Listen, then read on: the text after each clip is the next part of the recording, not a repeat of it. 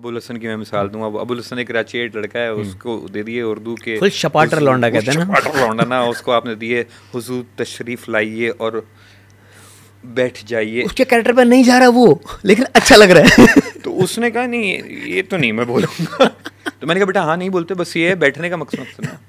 हमने एक वर्कशॉप ली थी, ग्रीश कर्नाड आए थे नेपा के अंदर, तो उन्होंने कहा देखें डायलॉग के 3 एसेंस हैं, रिलेटेबल कैसे बनाना है। एक वक्त था जब आप कहते हैं कि आइए तशरीफ़ रखिए और चाय नोश फरमाइए, एक तरीका ये है, आइए बैठिए चाय पीजिए, ये दूसरा तरीका है। एक है चाय कह देने से ना वो बाकी सारी चीज़ें अननेसेसरी हो जाती हैं। और ड्रामे की डेफिनेशन है drama is life minus unnecessary details. वाह।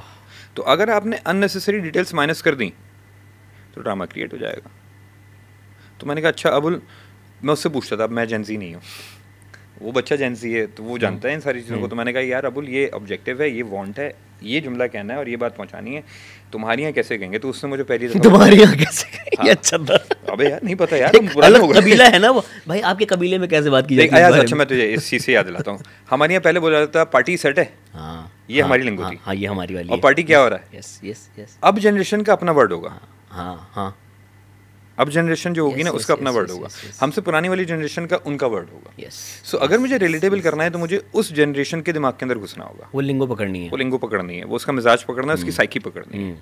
तो उसने कहा कि मिशन भाई इसको ऐसे बोलते हैं, ऑरा पॉइंट्स पता चले मुझे। मैंने कहा ये क्या होता है ऑरा? Yes yes. उसने कहा कि ऑरा पॉइंट्स होते हैं -5000 ऑरा, +5000 ऑरा। मैंने कहा अच्छा मुझे इसका बता, इसका ये कॉन्सेप्ट है। उसने मुझे बताना शुरू किया। मैंने कहा वो अगर मैंने किसी की तारीफ़ करनी है तो आपको ये नहीं बोलना है कि यार ये बड़ा अच्छा ज़हीन किस्म का आदमी है, आपने बोलना है यार ऑरा है इसका, ऑरा 1000+ है, 1000+ है।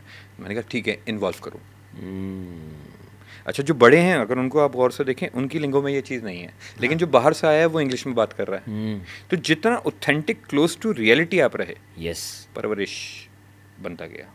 फिर दूसरे परवरिश में हमें कहीं टीच नहीं करना था कि पेरेंटिंग कैसे होती है, क्योंकि मुझे भी नहीं आती।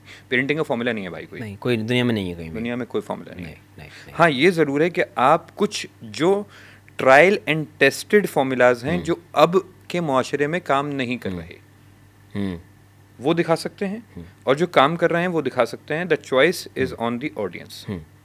तो हमने कहा ठीक है हम पैरेलल ट्रैक्स क्रिएट करेंगे। एक 4 माँ बाप का सेट होगा, एक अपने स्टाइल से अपने ज़माने के अलग अलग तर्ज के लोग हैं, एक उसके बाद वाला मिलेनियल होगा, वो अपने हिसाब से जो है वो पेरेंटिंग कर रहा होगा, एक फलां होगा। तो ऐसे एक माया के माँ बाप बने, एक वली के माँ बाप बने, एक समीर के माँ बाप बने, और एक जेबी और सुलेमान के माँ बाप बने। और हर कोई अपने एरा को डिफाइन कर रहा है सही। और एक्सेप्टेबिलिटी के ऊपर मैं लेकर चला गया। मैंने कहा ठीक है फिर इवॉल्व करना बहुत ज़रूरी है ना माशरे को, तो इवॉल्व करवाते हैं।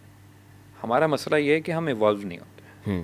मतलब ये इवॉल्व करना ही है जो मैंने ऑरा पॉइंट्स अभी जिक्र किया है कि अगर आप उसको डाल लेंगे कोई प्रॉब्लम नहीं है यार, एक्सेप्ट कर लो, वो अच्छा वो भी खुश हो जाएंगे। और हमारा तो मुल्क किस पे बना है भाई? अल्लामा इकबाल के ख्वाब पे बना है, ये तो हम मानते हैं। अल्लामा इकबाल ने साकी नामे के अंदर एक शेर लिखा है, खैरत को गुलामी से आज़ाद कर, जवानों को पीरों का उस्ताद कर। क्या बात है। अच्छा ये पीर फ़कीर वो वाले नहीं जो मज़ार में बैठे, तो पीरों का मतलब है बुजुर्ग। तो ये भी नहीं कह रहे इकबाल, क्योंकि आगे इसके ऊपर लेक्चर है पूरा, कि बुजुर्गों को साइड लाइन कर दो, खड्डे लाइन कर दो, नहीं। वो कह रहे हैं बुजुर्ग पीछे जाएं और सिर्फ सुपरवाइज करें, but the lead should go on to the new generation. आप जब न्यू जनरेशन को वो लीड देते हैं ना सर, आप तरक्की करते हैं। तो इसका एक और भी एसेंस है कि जो हमारे बुजुर्ग होते हैं वो थोड़े से ज़िद्दी हो जाते हैं कि हम जो कह रहे हैं वो ठीक है। हाँ।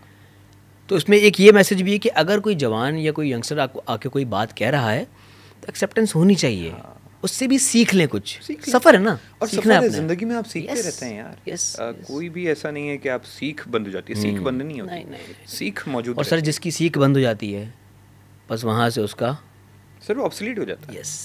That's it. तो ये तो परवरिश का आइडिया ऐसे जनरेट हुआ, ऐसे चीज़ें हुई, और मुझे एरवान ने बहुत सपोर्ट किया।